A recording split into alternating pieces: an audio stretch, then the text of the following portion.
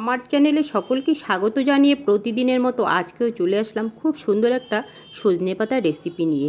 একদম দুর্দান্ত একটা রেসিপি। আর এই রেসিপিটা থাকলে গরম ভাতে আর কোনো কিছুই লাগবে না। এটা দিয়ে এত সুন্দর খাওয়া হয়ে যাবে আর থালা একদম আপনার পরিষ্কার হয়ে যাবে। এতটাই চেটেপুটে খাওয়ার মতো একটা রেসিপি। রেসিপিটা করার জন্য এখানে একদম কচি সজনে পাতাগুলোকে আমি বেছে নিয়েছি পরিষ্কার করে। তারপর এই সজনে পাতাগুলোকে আমি ভালো করে এখন ধুয়ে নেব। ধুয়ে নেওয়ার পর আমি রেসিপিটা শুরু করে দেব। রেসিপিটা করার জন্য এখানে ফ্রাই প্যানে আমি কিছু জল দিয়েছি। আর জলটা গরম হয়ে গেলে তারপর ধুয়ে নেওয়া সজনে পাতাগুলোকে আমি সেই জলের মধ্যে দিয়ে দেব। সব সজনে পাতা আমি দিয়ে দিলাম। এবার সজনে পাতার মধ্যে আমি 3টে কাঁচা লঙ্কা দিয়ে দেব।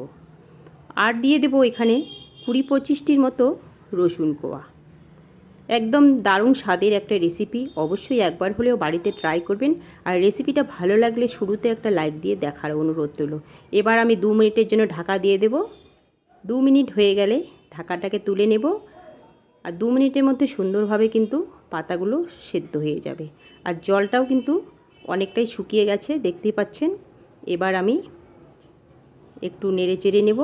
নেড়ে চেড়ে নিয়ে তারপর সজনে পাতাগুলোকে তুলে নেব। গ্যাসের ফ্লেমটাকে বন্ধ করে দিয়ে আমি সজনে পাতাগুলোকে এখন নামিয়ে নেব একটি পাত্রের মধ্যে।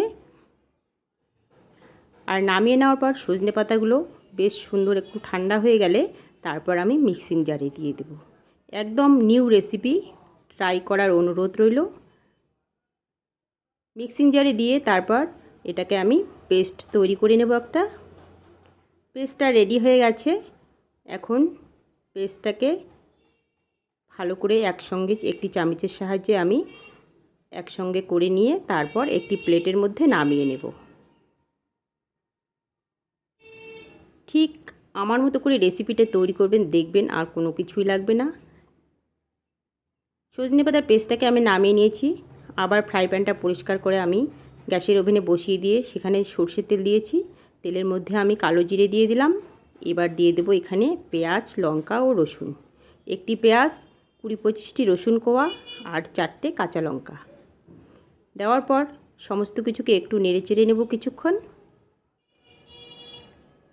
সামান্য একটু পেঁয়াজের মধ্যে লালচে রং ধরে গেলে, একদম বেশি লালচে করব না, সামান্য একটু রং ধরে গেলে তারপর এখানে আমি দিয়ে দেব পরিমাণ মতো লবণ আর দিয়ে দেব হলুদ।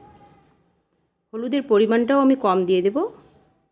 লবণ হলুদ দেওয়ার পর আবারও একটু ভেজে নেব প্রায় কয়েক সেকেন্ডের জন্য। তারপর আমি যে সজনে পাতার পেস্টটা তৈরি করে নিয়েছিলাম সেটাকে দিয়ে দেব। সজনে পাতা কিন্তু অনেক রেসিপি আপনারা খেয়েছেন, কিন্তু এই রেসিপিটা একবার হলেও ট্রাই করে দেখবেন। দুর্দান্ত একটা রেসিপি। এবার সজনে পাতার পেস্টটা দেওয়ার পর সমস্ত কিছুকে একসঙ্গে কিছুক্ষণ ভালো করে ভেজে নেব। ভাজতে ভাজতে ঠিক যখন এরকম প্যানের থেকে উঠে আসতে শুরু করবে তখন আমি সজনে পাতা বাটাই বলুন আর ভর্তাই বলুন সেটাকে নামিয়ে নেব। আর নামিয়ে নিয়ে গরম ভাতের সঙ্গে আমি এটাকে পরিবেশন করব। এটা দিয়ে কিন্তু আমার সুন্দর খাওয়া হয়ে যাবে। আর আমাদের বাড়ির সবাই কিন্তু এটাকে বেশ পছন্দ করে। তাই এই রেসিপিটা আমি আজকে শেয়ার করলাম। ভালো লাগলে চ্যানেলটিকে সাবস্ক্রাইব করার জন্য অনুরোধ রইল। সকলের সঙ্গে শেয়ার করার অনুরোধ রইল। Thank you.